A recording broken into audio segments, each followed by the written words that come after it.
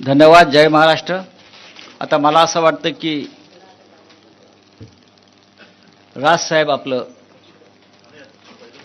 राजसाहेब सुरुवातीला त्यांचं निवेदन करतील आणि त्यानंतर आपण उद्धवजींकडे माईक देऊ.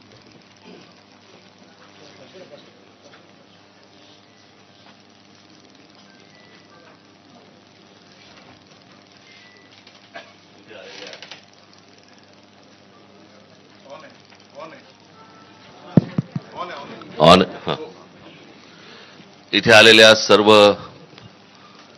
पत्रकार बांधवांचे भगिनींचं मी इथे स्वागत करतो.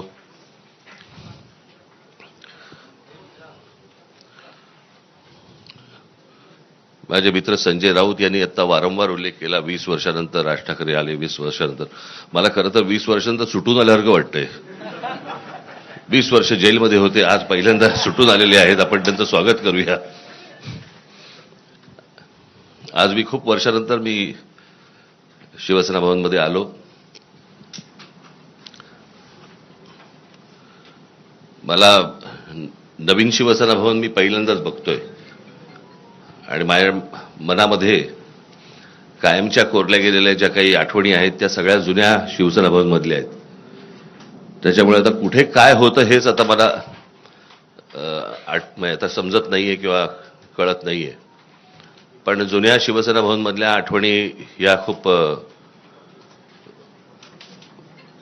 काय म्हणू त्याला रोमांचकारी आणि आनंददायी आणि अशा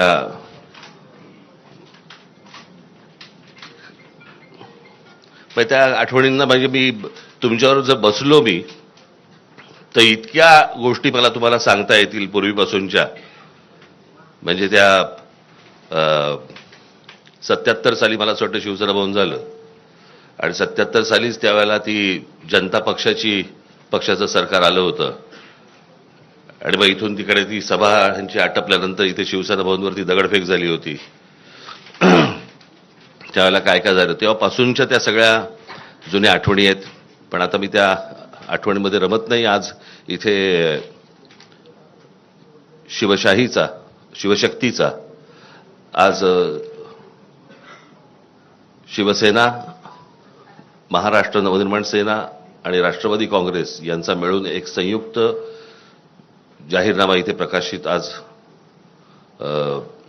तुमच्यासमोर करत आहोत. मला असं वाटतं आदित्य ठाकरे आणि अमित ठाकरे यांनी त्या दिवशी या जाहीरनाम्यामध्ये वचननाम्यामध्ये या काय गोष्टी आहेत हे मला असं वाटतं आपल्यासमोर त्या दिवशी सांगितलेल्या आहेतच. त्याच्यामुळे आता त्याच्यावरती परत किती चर्चा करायची हे मला असं वाटतं आपण त्या गोष्टींचा विचार करावा. या व्यतिरिक्त जर समजा आपल्याला काही इतर प्रश्न असतील मला असं वाटतं सन्माननीय उद्धव ठाकरे आपल्याशी बोलतीलच. परंतु त्यानंतर जे काही आपल्या मनामध्ये काही प्रश्न असतील ज्याची उत्तरं आम्ही देऊ शकत असू तर आम्ही जरूर देऊ. तर आम्ही जरूर देऊ. धन्यवाद.